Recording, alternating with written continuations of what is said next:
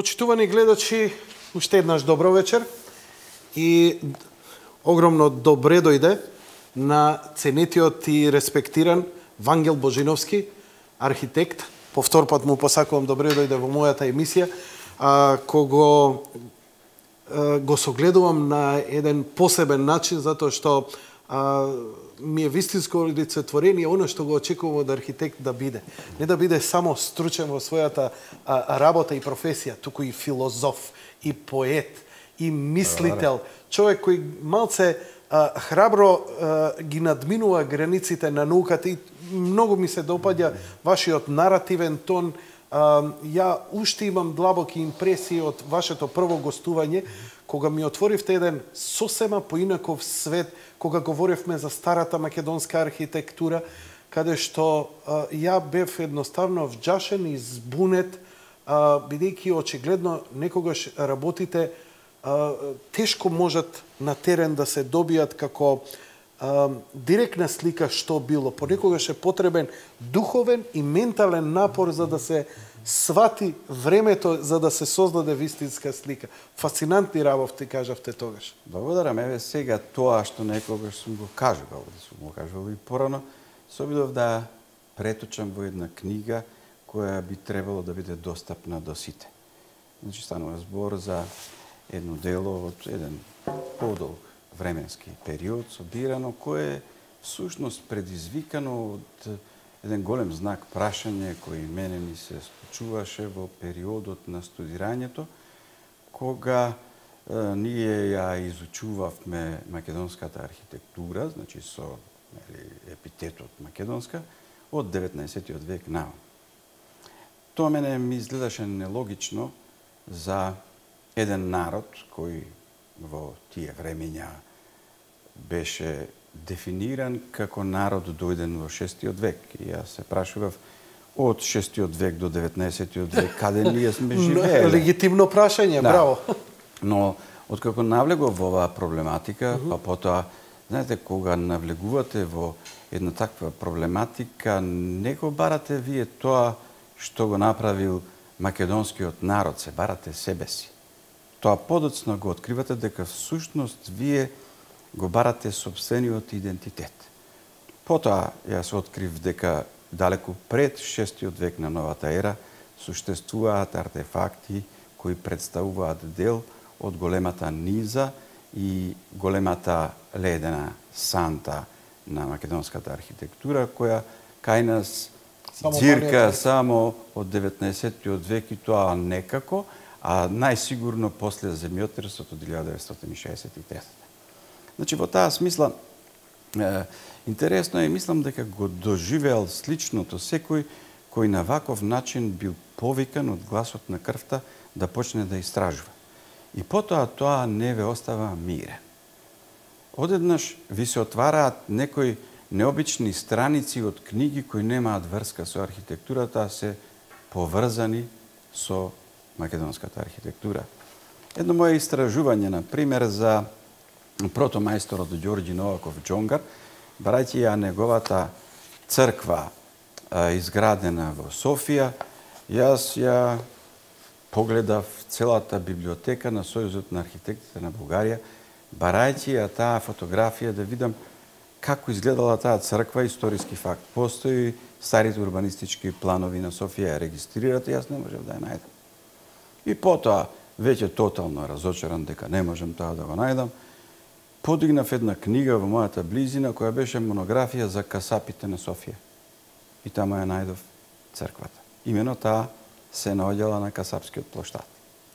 Значи, тоа се уште значи за која црква се работи? Станува збор за црквата Свети Спас, подигнато од македонскиот многу познат мајстор од 19. век Ѓорѓи Новаков Џонгар, за која заедно со почитуваниот Крум Томовски, академикот кој сега веќе починат, ја направивме како едно дело за неговиот живот, за неговата работа и за неговите остварувања од Дунав до Егејското море.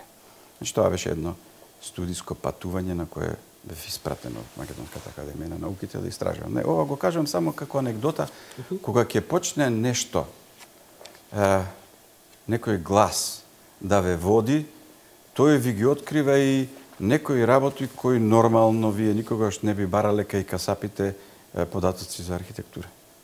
Значи тоа не се случува само еднаш. И тогаш веќе стигнувате до една позиција да сватите дека континуитетот на архитектурата ја потврдува замислата за континуитет на еден народ кој е староседелски во Македонија и токму преку архитектурата вие го имате најсигурниот податок дека македонците никогаш не дошле од никаде и дека се староседелци на ова полуострва.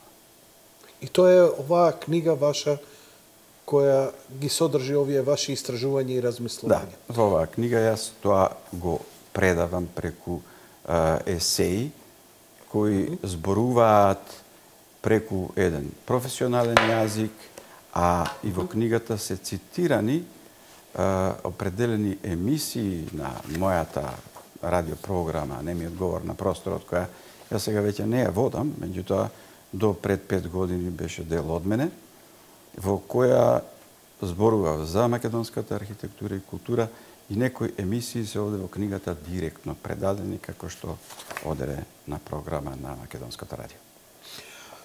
Навистина оставивте силна трага, многу опширна тема, сега нели за да ја бидејќи ќе очекувам малце една ретроспектива на сето она што сте го работеле, бидејќи велите оваа книга треба да има секој. Се согласувам со вас да ги возбудиме малце духовите. Знаете, вие сте човек, ја можам да ви поставам милион подпрашања, но би бил најсреќен да ве пуштам вие да си говорите инспиративно за вашето дело, за вашата работа. Го паметам и претходното интервју, едноставно вие сте како вода, кој ќе почнете, тече тоа од вас. Фасцинантни работи, бара голема стручна подготовка, бидејќи кога се збори за архитектурата, има претопување на стилови, треба стиловите да се знаат, да се разбере јазикот кој мора понекогаш да биде стручен, а во исто време се обраќаме и на широка публика, која, како никогаш досега, се случува една ренесанса кај македонците, кои вие не го имате само вие, тој порив што ви збори крвта. Сите ние се свртевме, па чекај. Мене двајца академици ми рекоа во врска со каменот од Розета. Значи, во средбата со нивните колеги од Руси. Едноставно, дури и Путин им поставил прашање. Каде сме ние пред 6-тиот век? Така, бидејќи не постои никаков даден податок дека пред 6 век и ние сме екзистирале овде. Од каде сме, кои сме и што сме? Затоа што во Европа сега веќе политички прашања се поставуваат кој е дојденец, кој е староседелец, па кој ќе има приоритет врз земјата, врз кој ќе се градат идните геополитички работи. Не е ова само, како да кажам, една емоција, да се подсетиме на нашето кои сме и што сме. Ние мораме да идеме напред со лицето свртено назад.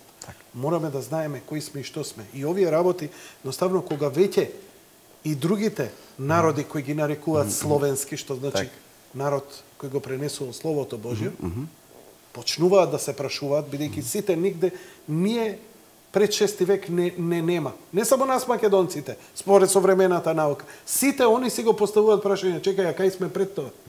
Значи, ова е навистина точно, затоа што и европјаните се доста збунети од ова што се случува во Македонија.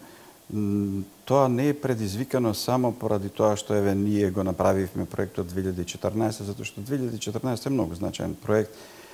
Можеби не заради она што на прва топка представува предмет на расправа и дискусија, токму поради тоа што ние ја урнавме таа железна завеса. Јас имав можност повеќе пати, преку 30 пати да бидам интервјуиран од странски новинари во врска со тоа и во врска со нешто друго, зависи кој зашто дошол. Меѓутоа, кога ќе ја спомнам железната завеса од 6 век, тие тоа не го разбираат. Но, треба да се свати следно. А оваа книга го аргументира тоа.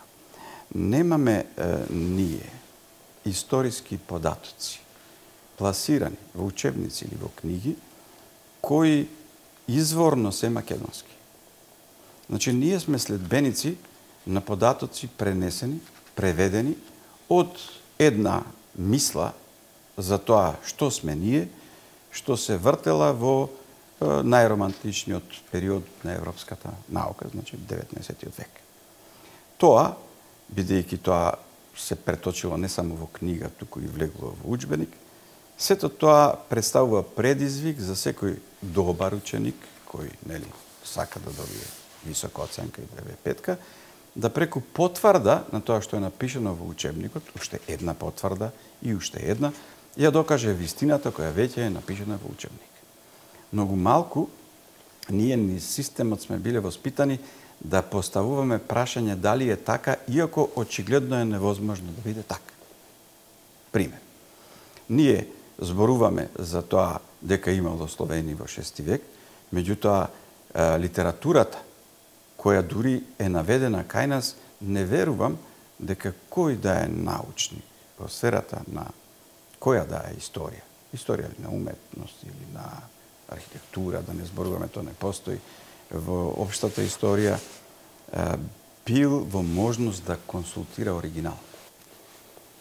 Ние се користиме со преводи на преводи и преводи на преводи на преводи. И ги земаме како авторитети. Да, и што е многу интересно. Не е тоа случај само со нас.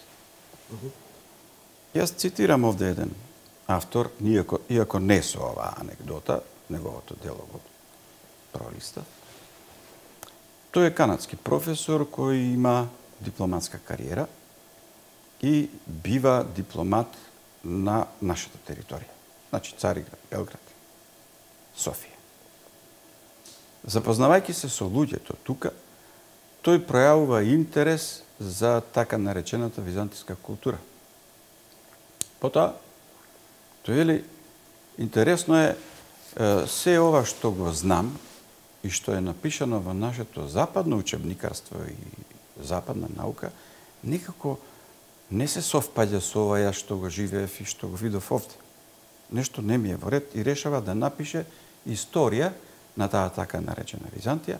Рано вели, сакав да не користам тоа што претходно некој напишал и да цитирам од книги, туку мене ми се достапни оригиналите и ќе одам да ги читам оригиналите. Но за тоа ќе потрошам 4 години да го научам тој така наречен грчки јазик. Добро. Учи 4 години, значи опишав каква личност е. Апсолутно, ако си дипломат, посветена, треба да имаш и некаков талент за јазик. Апсолутно. Значи човекот не е некој кој тешко сваќа јазици. И го кажува следното. Кога се соочи со оригиналите, не разбрав ништо. Тоа е прашање, односно заклучок на разочарување на еден високостручен човек, имено човекот е историчар на уметност. Значи, ако тој не умеел да прочита, ние треба да отвориме дебата и да видиме што фактички содржат оригиналите и на каков јазик се напишани. Ако веќе некој кој учел 4 години така наречен грчки јазик, ништо не разбира.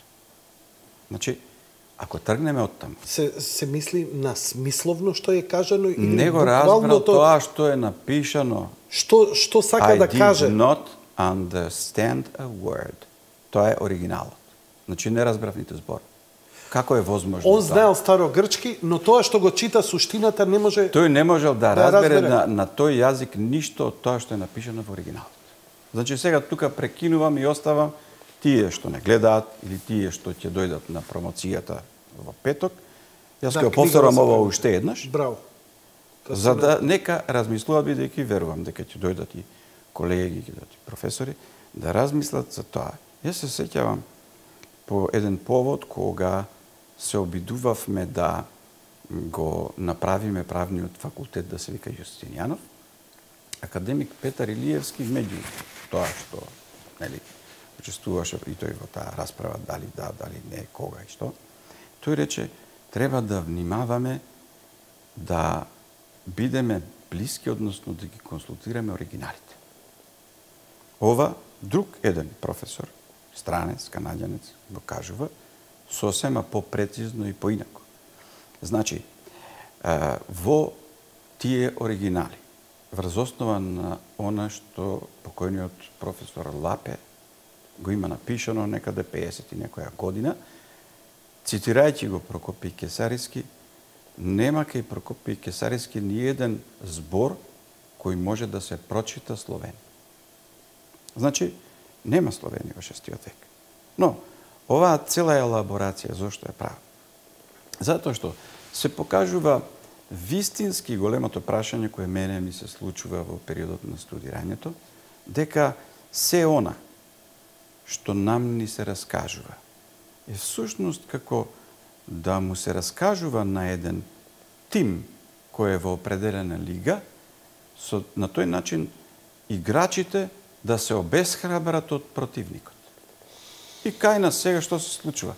Ние треба да влеземе во една лига, меѓутоа прва нас ни велат, види, тоа е многу страшна една работа, кај можеш ти да одиш тамо, тие луѓе имаат кралеви од не знам кое време, ти немаш ни еден. Тие луѓе биле писмени, ти во 9 век си писмен. Тие луѓе овде правеле не знам каква архитектура, ти во 19 век си направил архитектура. Значи, тотално нелогично, една дискредитација на цела една култура и еден народ. А тој народ, ако ги тргнеш учебниците, гледаш какви носи и прави, како вез има, каква музика има и која археологија има. А што е археологија? Тоа е само урната архитектура. И сега прашањето е, мораш да навлезеш до определена степен, до која ти дозволува времето, за да можеш да го разбереш и тој јазик на археологијата, консултираш таква литература и веќе можеш да сочиниш еден континуитет кој укажува на ноторен факт меѓу археолозите. Тој факт е најстарата населба во Европа се наоѓа во Македонија со старост преку 6600 години пред нова ера. И тоа ти го потврдуваат фактите на онаа архитектура што ние едвај. Значи, тоа е по една огромна случајност откриена. Зошто тоа го велам?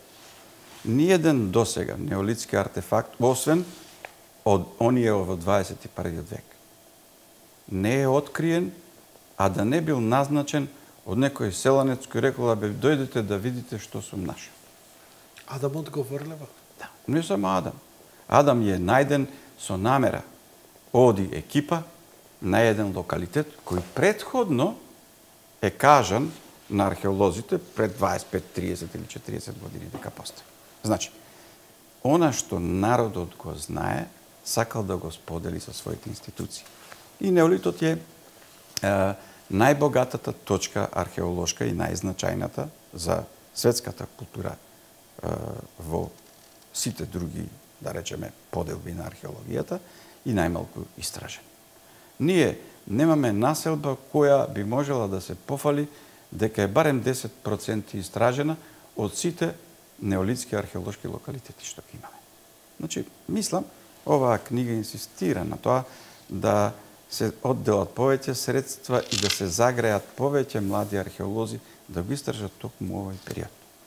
Затоа што во овој период ние представуваме најрана цивилизација во Европа и представуваме еден врв на една култура.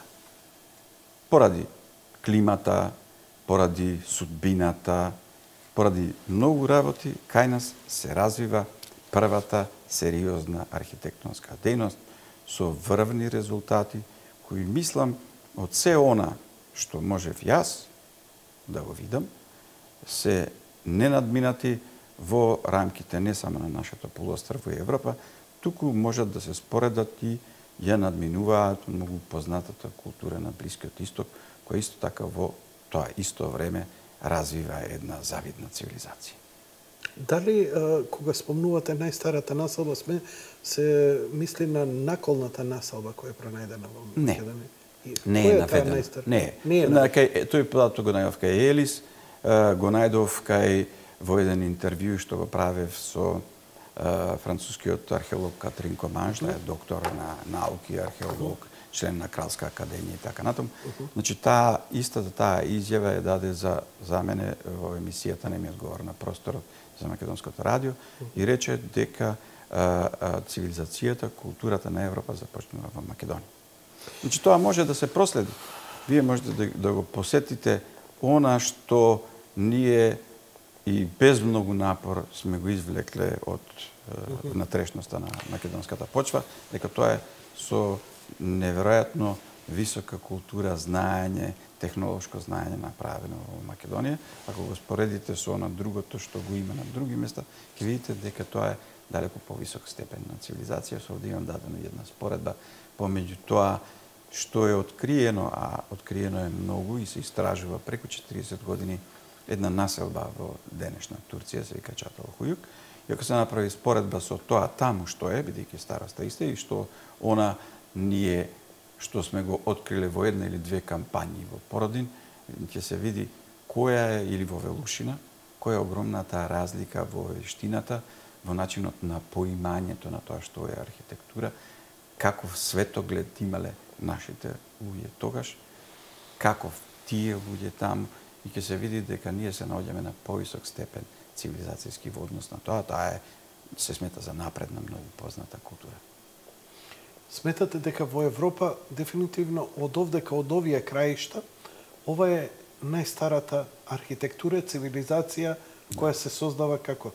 Интересен е еден ваш став кој се противи на мејнстрим мислењето, размислувањето на колегите научници во светот, кој вела дека цивилизациите, растот на цивилизациите исклучиво иде преку војна. Вие кажавте во мојата емисија, го паметам тогаш, рековте дека македонската цивилизација, значи пред да се создадат оние големи царства и кралства, се развивала без војна, без крвопролевање, без грабање територии и уништување на народи. Имате ли некој, вака поминаа доста години од тоа што е интервју, нешто да други сознанија во врска како се развивала таа цивилизација? Значи, станува збор за нешто што е предизвикано не од тоа што кај нас е најдено. Значи, кај нас, пак велам, нема доволен број на археолози кои се занимаваат со неолит. Мислам дека тој дел од најраната светска цивилизација пред, да речеме, 5-6 години тек прв пат почна да се изучува на архитектонскиот факултет, значи ние сме во повој. Толку заостануваме во врска со неолитот, толку е малку не само во неолитот, истражуван и застапен. Прашањето на тоа колку ние пишуваме за нашата архитектура или воопшто за архитектура. Значи, не мора, кај нас има книги, например, има учебници што се пишуваат за тоа, за новиот век и така натаму, за западноевропска цивилизација и така натаму, за Ле Корбузие. Значи, кога ќе се собере се на едно место. Значи, ова е вистинска илустрација за тоа кај сме ние. Значи, јас направив една анализа некаде 84-5 година во врска со тоа. Ги собрав сите наслови за архитектура во Народната универзитетска библиотека Климент Охридски. На тоа ги додадов сите наслови за архитектура без оглед дали пишувал архитект, што се наоѓаат во списание. Не мора да се само стручни архитектурски, може да се списание и за литература, воглавно се што е наслов. И потоа споредив со факти кои редовно ги издава Европа. Европа, например, издава колку наслови за архитектура се издаваат дневно во Европа. Таму податокот беше дека се издаваат 1000 наслови дневно. Дневно? Да. Кај нас се издаваат, ако сакаме на ден, една проста реченица на ден. Значи, толкава е разликата. Значи, толкав е и степенот на непознавањето на тоа што сме ние во архитектурата, кои сме и како сме. Во таа смисла, ова јас што сум го направил е напишано да се поттикнат истражувањата по тоа прашање, бидејќи ги сметам за темелни стратешки истражувања. Значи, ако тоа го намножиме меѓу студентите да отворат дипломска работа по тоа прашање, меѓу студентите на историја на уметност, некаква друга семинарска или било каква работа, ние ќе ги ангажираме сите наши млади кои можат во просек да се кажат дека ги има 30.000 годишни. во сите сфери. Ако се насочат кон тоа да ги направат истражувањето, да истражувањата таму каде што е Македонија, тука да истражиме. Не само што ние ќе станеме самосвесни за тоа кои сме. Ние ќе бидеме попопуларни надвор и ќе бидеме повикувани затоа што гладта за информации во врска со неистражени подрачја е огромна. Од каде тогаш информации ќе се црпат? Значи, такво прашање исто така ми постави еден колега, новинар од германско списание. Како вели ти сега таа? Јас му кажав дека наскоро ќе промовирам книга. Како си ти, да речеме, истражувал па тоа да си го нашол? На почетокот на емисијата спомнав. Значи, Македонија е интересна тема која се истражува и која е не заобиколна кога е во прашање историјата. Неа ќе најдете во скоро секое дело на ваков или онаков начин, може би нема да најдете поглавје кој е така насловен. Може би нема да најдете наслов на книга. Меѓутоа, во која да е книга, вие ќе најдете дека таа неизбежно морала да биде допрена од секој автор.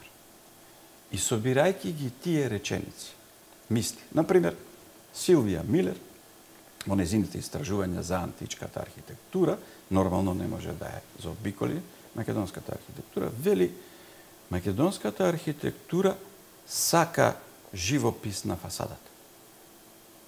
И сега, тоа го кажува за периодот, ние кои ќе спомнеме живопис, мислиме на среден век. Така. Тоа живопис не е на термин кој се однесува само на среден век. Значи, живопис е слика на фасада. Значи, таа слика на фасада ние ја имаме во македонската архитектура во времето на антиката, во времето на античка Македонија. И таа се разликува од таа е тука, таа се разликува нормално затоа што тоа што таа го нарекува како грчка архитектура и го именува, вели таму го нема тоа.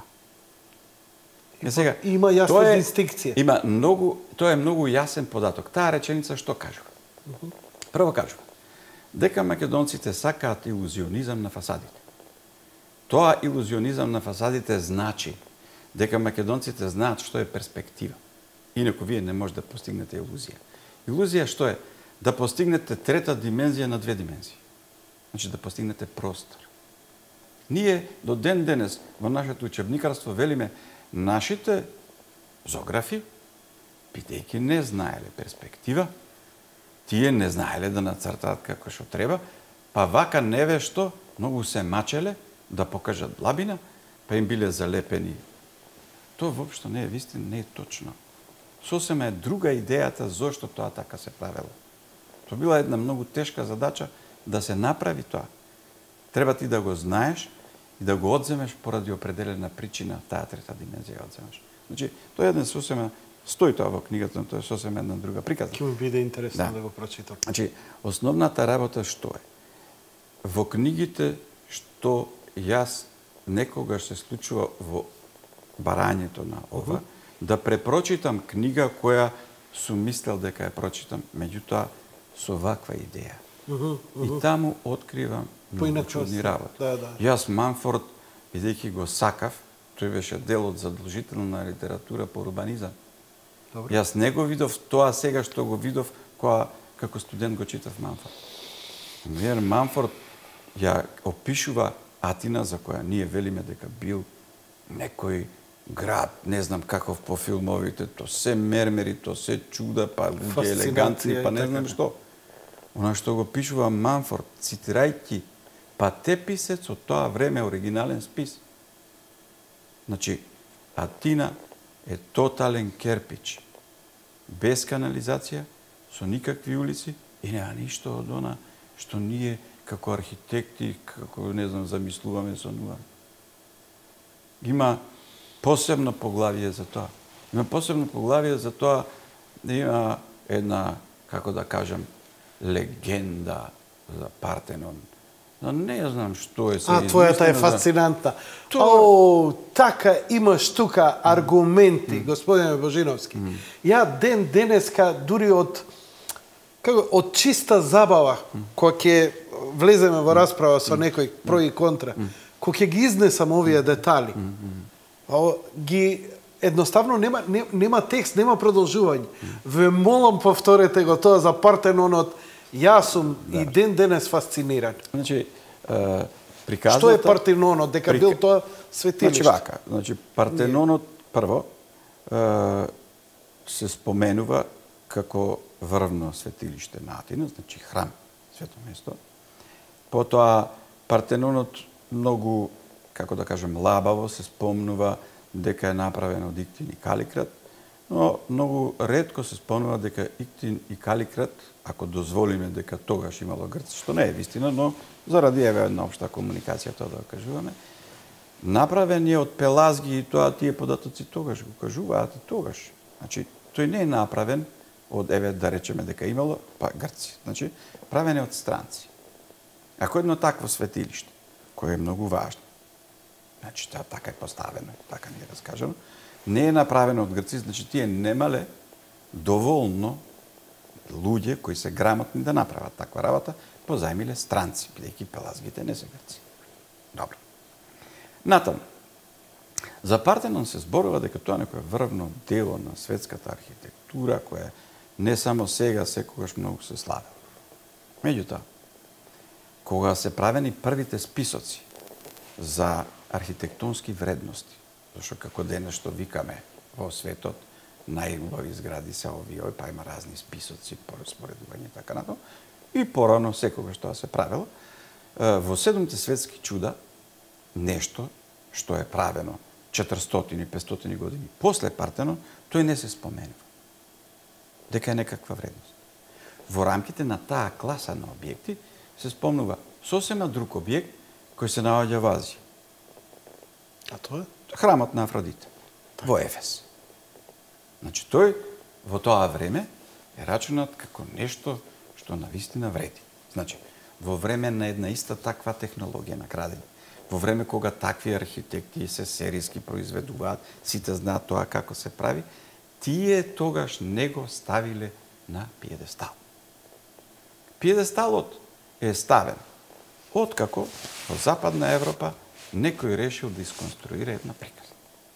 Приказната е дека заради тоа што во тоа време тие така наречени грци, кои го правеле тоа, а не го правеле тоа, правеле други, тие направиле некои технички цаки за да, како Божем, неправилноста, значи нашата очна ретина е заоблена, па прави одредени аномалии, за да ги поправат тие аномалии, правеле ентазиси, плинтата била искривена, горе Симсот бил, сето тоа било искривено. Сега, таа приказна е пуштена и никој не ја проверува. Ако убаво се провери таа работа, ќе се види дека причините поради кои сите тие работи се направени се всушност атмосферилиите и статиката на објектот. Значи, секое свиткување во време кога нема олуци. Ако ти постојано ја пуштиш водата да тече по целото тоа во една клима каква што има Атина, каде што може пороен дожд да мине, па другото да не мине, за брзо да ја одведеш водата, за да водата, ако падне, не влезе во објектот, ти го искривуваш патосот, за да може кога ќе падне водата да отече. Истото го прави со покривот. Значи, тоа се практични причини за решавање на определен проблем. И на крај, сето тоа, тие не го правеле заради светоста кон Божицата Атина, туку тоа едноставно било банка. Значи, објектот, тој е единствен таков тип на објект, на кој се направени железни врати. Че внатре постои список на тоа кој се го чувал богатството внатре. А нема олтар. Едно светилиште, мислам, нема црква, нема светилиште во светот што нема олтар. Значи, во тоа време Партенонот нема олтар. Тоа се, значи, тоа ова е кажана работа и тоа е факт. Значи, тоа не е храм, туку е банка. Значи, најважната работа за тие луѓе, атињани, најмногу пари дале и најмногу внимание обратиле на банката. Да биде на сигурно таа пара или богатство што имаат, а за самата скулптура на Атина, тие имаат запис директно од Перикле во кој се вели: доколку дојде густо, ние златото ќе го стопиме, па ќе земеме нешто што ни треба за да може да го одбраниме градот. Значи, доколку е светиња, односно доколку е некое божество што ти го почитуваш, ти не го претопуваш. Значи, тоа станува такво. Баш како што таму е поврзана една анекдота со скулпторот Фидий, кој е погубен заради тоа што се сметало дека тој украл од златото, па после на крај, откако свршиле работа, измериле дека тој фактички тоа не го направил. Значи, множество работи, ова сакам да го нагласам, не само низ ова прашање, туку и предходните. Многу работи се нестабилни, нелогични и не може да се поврзе едно со друго. Таа историја, која фактички е, нели, производ на самиот јазик. Ако во јазикот ти кажеш хистори, тоа значи тоа е негова приказна. И то не е објективна именка, нити објективна синтагма, нити објективен термин. Па како тогаш може историјата наука да биде? Сега, тоа е сосема друго прашање. Значи, во тој јазик, тоа значи тоа. Ако ти тргаш од таква именка, затоа имињата се важни и опасно е да ги менуваш. Така. Кај нас, историја не е поврзана со приказна. И не е нашиот збор фактички на определен начин трансформиран од некој англиски. Нема врска, нашиот јазик е постар. Значи, нашата историја значи дека тие нешто направија. И во тоа е разликата меѓу тоа како ние гледаме на минатото, како тие гледаат на минатото. Кај нив минатото е режија. Може приказ, Холивуд. Овде кај нас не е. Тоа што си сторил, тоа мора да го има. А ако словените сториле нешто, ние мора да имаме, бидејќи сме тоа, мора да имаме посебен музеј за словените. Направивме таков. Од заблудата дека има словени. Дадовме пари, до ден денес имаме Институт за старословенска култура. Што тој институт стави во Прилепскиот музеј? Кај се словените да сториле нешто? Ние не знаеме словенски гроб што е. Не знаеме што е словенски меч. Не знаеме што е словенски штит. Не знаеме што е словенска куќа. Западноевропејци 1897 во Париз или 98, мислам, во Париз има светска изложба, нели се прават светски изложби. Тоа може да е првата. На првата светска изложба представени се европските народи со своји куќи. И има словенска куќа. Словенската куќа е земена од една српска шумадиска куќа и има некои руски примеси. Некој си цртал. И тоа после се смета за факт. А има многу интересно критска куќа. Кај критската куќа вие препознавате наша куќа како Охрид, како Крушево, како Струмица, со исти детали. Каква врска ние имаме со Крит? Натаму гледате дека Крит, кога се правила грчката држава, не сакал да влезе во грчката држава на принцот Ото Баварски, туку барале со писмо да можат да бидат приклучени, во тоа време постои бугарска држава. Сака таму. Зашто? Па не се зборува тој јазик на тој остров. Значи, многу работи се конструкција. Таа конструкција, ако се растори, мислам дека многу подобро ќе биде во Европа и многу подобро ќе можеме да се разбереме. Ова, што јас со еден мал, да речеме, придонес сум го направил. Многу мои другари, колеги го направиле на друг начин.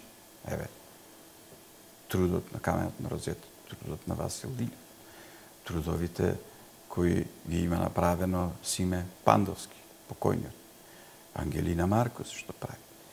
Ташко Белчев, кој е фактички родоначалник на сета ова работа. Значи, еден мал број луѓе го запалија цело Балканско полуострво, кој е фактички и не се вика Балканско. И тука е преименувано. Но, сега, Бугарија има нов пристап кон своето собствено минато и таа многу повеќе го зацрстува својот тракиски корен. Одлично. Бугарија посериозно пристапува кон тоа и дава многу пари да се обноват и да станат пристапни тракиските споменици до пошироката европска култура, покажувајќи не само со збор, туку со археологија, колку е тракиската култура понапредна од така наречената грчка култура. Исто тоа го прави Румунија. Еве ги напорите, видовме хрватите какви истражувања прават и колкав интерес далеку поголем од нас и посветени во врска со истрагата за Александар, за гробот и така натаму. Од каде тоа? Кај нив? Значи, она што го запаливме ние, како што и во минатото. Умот.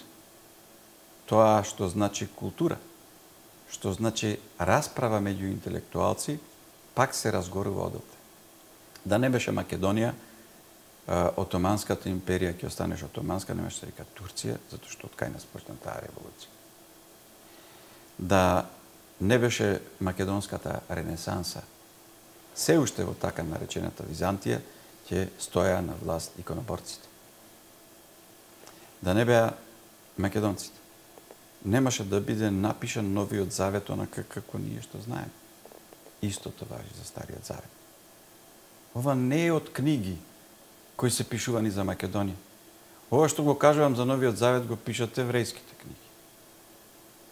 Ова што го кажувам односно за Стариот Завет го пишат еврејските книги. Тоа го има направено Птолемеј Филаделф. Човекот што ја основоположи библиотеката, тој го напиша Стариот Завет. Во онаа форма која ние денес ја знаеме. Александриската библиотека. Да. Таа мислам. Да. Така? Константин. Тој го напиша Новиот Завет.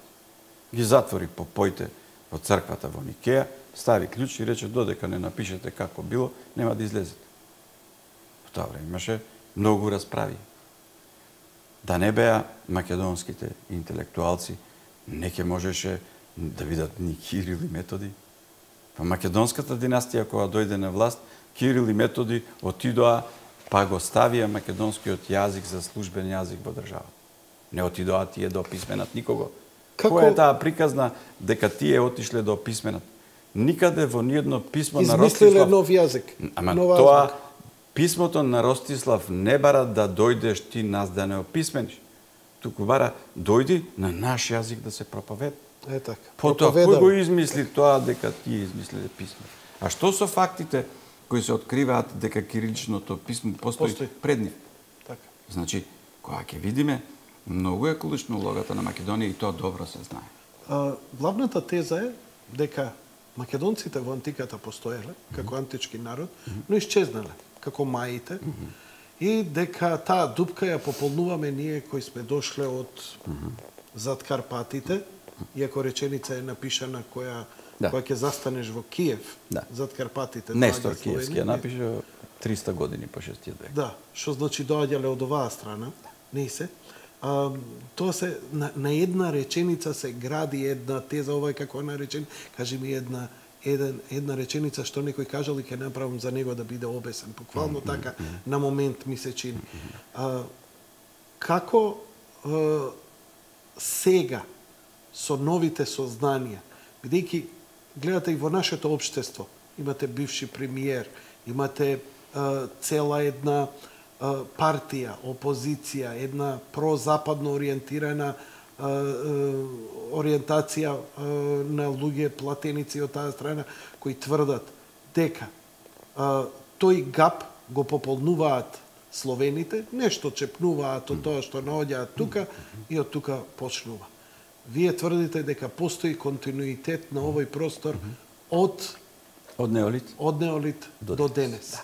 Што го докажува дека тој гап, тој празен простор помеѓу антиката и ова што они го сметаат словени, е во ствари, во суштина, во континуитет. Дали тоа го има во книгата? Има. Значи, прво, јас мислам дека моето размислување е прозападно. Значи, јас сакам свој напор да придонесам кон некои работи кои се нелогични, верувам дека и ним не им се логични, меѓутоа можда не се во фокусот и секојдневно се покажуваат како пречка во политичките потези, тоа е само од незнаење. Второ, сакам да го речам следното. кога во тоа учебникарство, односно така наречена историја на светот, погледната низ западна перспектива, ќе се види коренот од кај тргнал и кога ќе се види дека во тоа време кога таа историја е исконструирана и напишана, доживува критика од тогашната наука, тогаш се сваќа дека тоа е фактички една приказна која може би во тој момент одговарала на европската политика, може би и денес одговара се уште, но не верувам дека може да трае долго. Не може да се одржи. Не може да се одржи затоа што голем дел од наши дела веќе се цитирани надвор. Знам за сигурно дека Васил Илјов е сигурно најцитираниот учен човек од Македонија надвор. Затоа што тој не го но го драпатат. компрометираат, го исмеваат, го маловажуваат, велат дека е неточен, дека не е адекватен, дека е нестручен. Тие се етикети. Тие се етикети, но од овде тргнуваат тие етикети за кај нас мора да тргнат затоа што тука се води основната битка е овде и како што е да речеме една навика која кај нас се спроведува, верувам и на други места кај што сакате да предизвикате немир, се оди не да бидеш опониран или омаловажен од некој друг, треба некој од внатре тоа да го направи. Но тоа многу брзо и во многу брз ритам се менува кај нас, тоа е опасно. Од она ние што го започнавме веќе после 10, 12 до 15 години, ние веќе ги кристализиравме луѓето на нашите площади. Тоа е нешто што предизвика големо внимание и затоа само кај мене дошле преку 30 странци да се интересира, за тоа е интересен феномен. Зошто како кај нас тоа се случува? Зошто ги вадиме овие ликови? Како е така? Зошто па ние нели сме ова, па вие нели сте дојдени? Никако интересно е тоа што кај нас одекна, на пример, дека Игенеа од Швајцарија направи истражување на крвните групи. Институтот на Универзитетот во Мадрид го направи истото, резултатите се исти. Ние сме наследници како крвна група од тоа време, значи ние сме наследници на тие луѓе. Тоа е еден факт кој не може да се избрише ако сакат уште 10 институти нека истражуваат. Значи тоа е основниот аргумент од кај што треба да тргнеме. А зошто кај нив е така? Тие ги нарекуваат тивки народи, silent people. Таму спаѓаме ние, спаѓаат феничаните, делумно персијците спаѓаат, картагињаните како дел од феничаните. Дури сега и самите тие конструкции што се прават за да некој народ кој те поразил на секаков начин. Например, картагињаните ги поразуваат римјаните не само на воено поле, психолошки, тотално. И тие чувствуваат огромна фрустрација од тоа. Замислете, доаѓа една војска пред така опеаниот или не знам како многу голем град Рим и не сака да влезе, а никој не брани. 15 години стојат. Зошто? Чекаат ако може уште некој да излезе, па уште еднаш да се бориме па да види. Тоа е страшен еден пораз. За тој пораз да се избрише, тие го срамнуваат со темел градот и потоа пуштаат приказна дека се човекојаци и дека си ги убиваат деца. Сега истражувањето покажува дека тотално не е точно. Но тоа се вртеше до вчера. Сега веќе археологијата е стигната до степен да се нарече наука. Пред тоа беше, како ќе каже археологот. Значи стратиграфија. Тоа најдолу, што е најстаро. Или нешто, не е важно.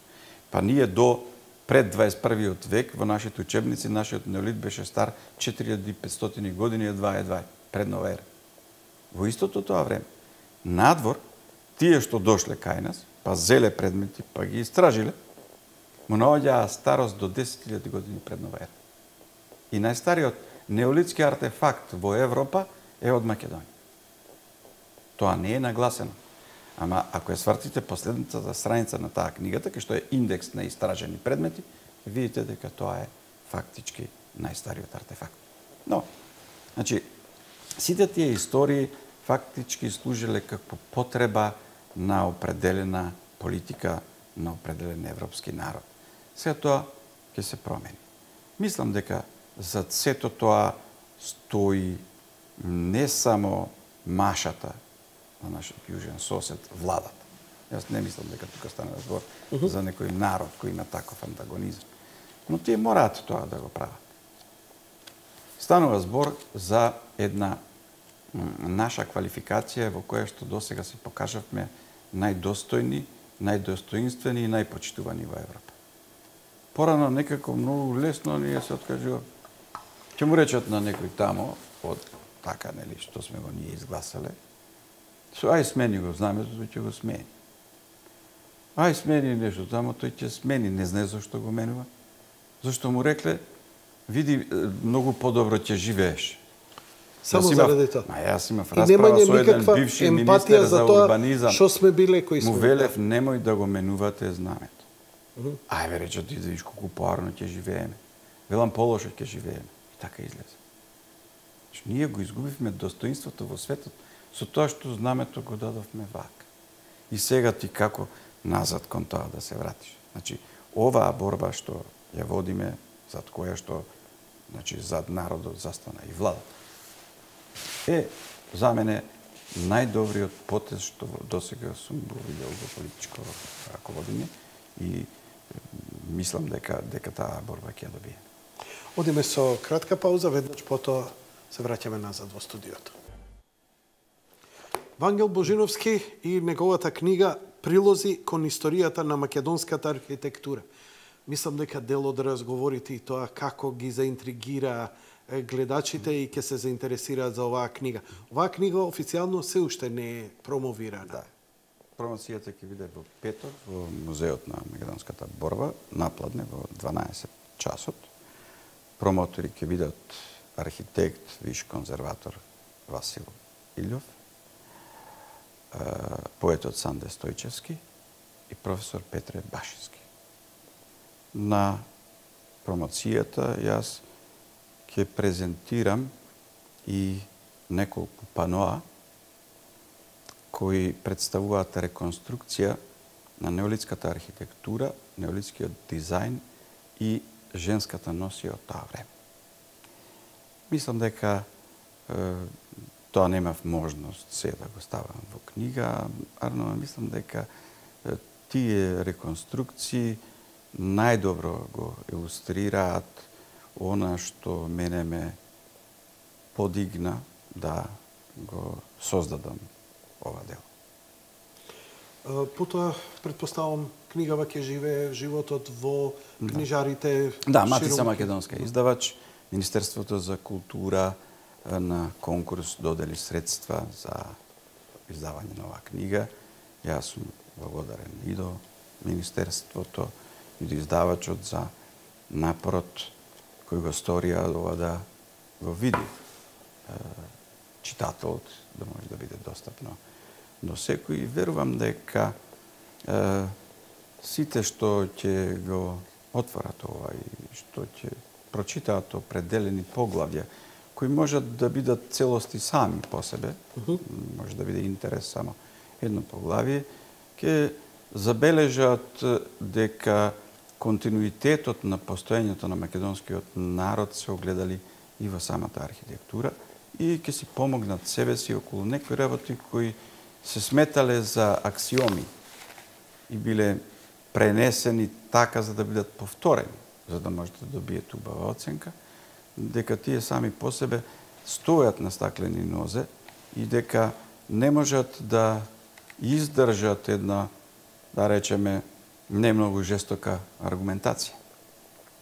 Оно што исто така е важно, ако сакаме да бидеме дел од едно поголемо цивилизирано семејство, како на пример Европа, ние мораме да се презентираме себе си со она што е македонско. Значи, јас постојано зборувам дека копијата може да биде убава вежба. Може да се научи многу. Но со таква работа не можете да видите дел, рамноправен член на една расправа која во континуитет се води низ светот на интелектот. Морате да видите свој. Јас имав можност, имав и желба и учествував на меѓународни расправи мене ми се блиски и сум пиел кафе, што се вели со нив, не само еднаш. Сум бил прифатен како соговорник со Марио Бота, например, Рафаел Монео, Чарлс Дженкс, Антон Швајнхофер, Фумихико Маки и така натаму. Значи, тоа се светски познати личности до коите сум имал можност да дојдам и оно што сум го кажувал и нив им изгледало интересно.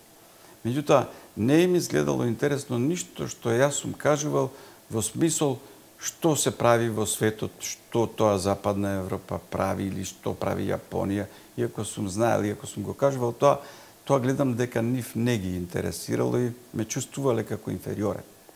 Меѓутоа, кога сум држал предавање кои се поврзани со тоа што е македонска архитектура, тогаш сум станувал некој кој е важен. Некој со кој сакаат после предавањето да разговараат повеќе пати. Затоа што сум им открил еден нов свет кој навистина за нив е непознат. И не само што е непознат, тој за нив представува извор на определено богатство на знаење, недостапно за нив.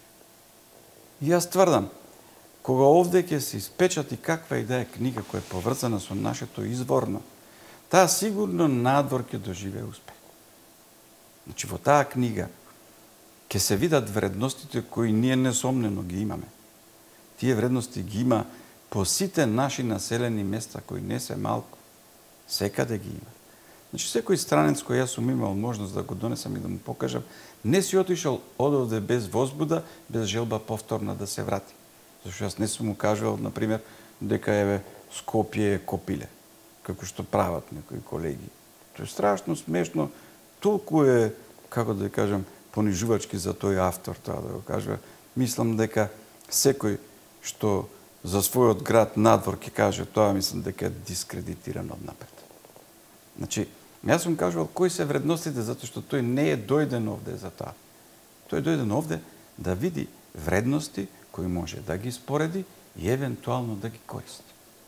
И мене во тие расправи ми се случувало големи имиња да речат почекај и јас да кажувам, тој да нарака да запишува нешто. Значи, тоа што е македонско е висока вредност и висока култура. И ако биде уште и презентирано од човек што е тука домороден, што живел, што е роден тука, што може да го раскаже, добива многу повеќе на вредност и се бара уште повеќе од таа проблематика. Таков упад направија, например, унгарските архитекти веднаш по паѓањето на Берлинскиот зид. Па дојдоа американци тамо да проучуваат унгарска архитектура. Но тие го направија како експортен производ тоа. Тие не направија, гледайте, ние имаме направено нешто како кај вас. Нешто како ова.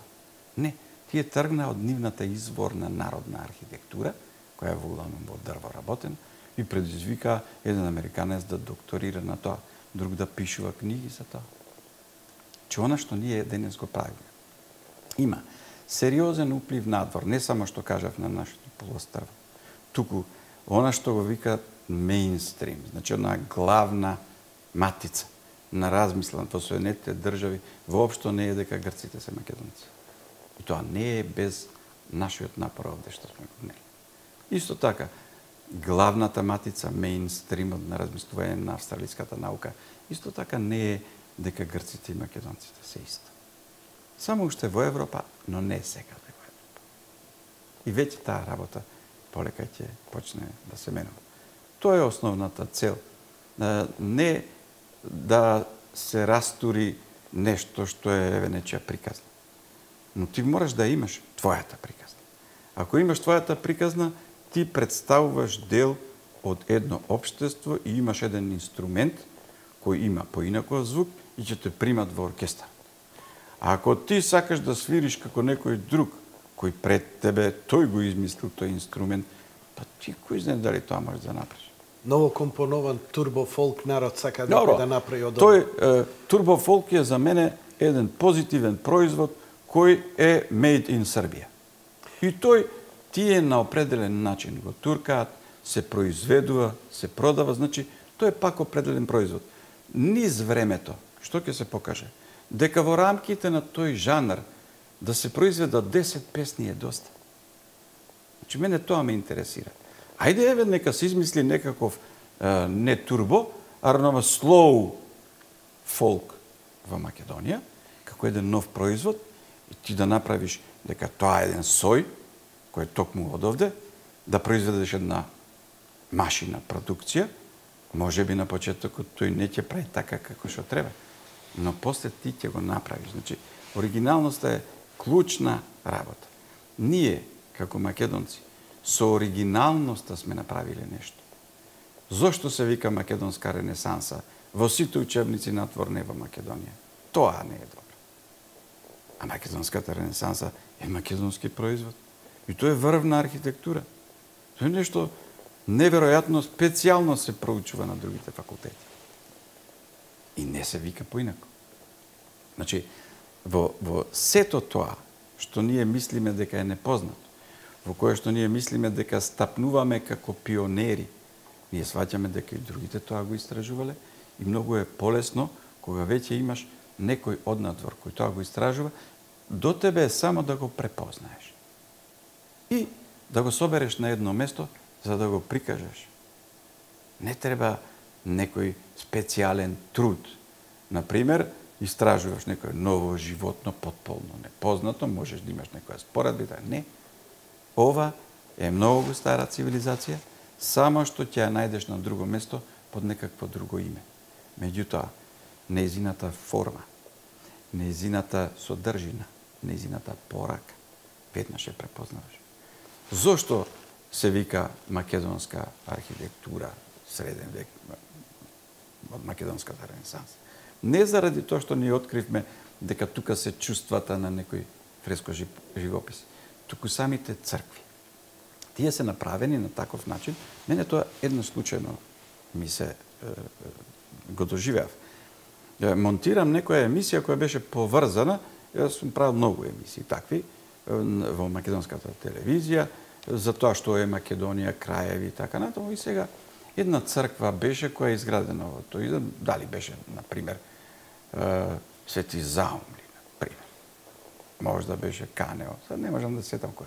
Но ја работиме со режисерот и има на монтажната маса едно се притиска и кој ќе се притисне, тамо се добива ефект на соларизација, тоа се прави многу често тој ефект. Значи, бројот на точки, пиксели, се намалува и одеднаш се појавуваат квадрати.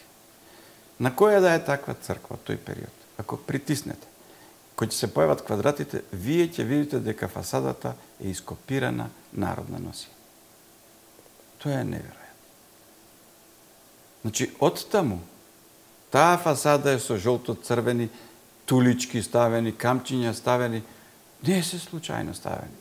Тие делуваат многу питомо, привлечно, како намерно направени.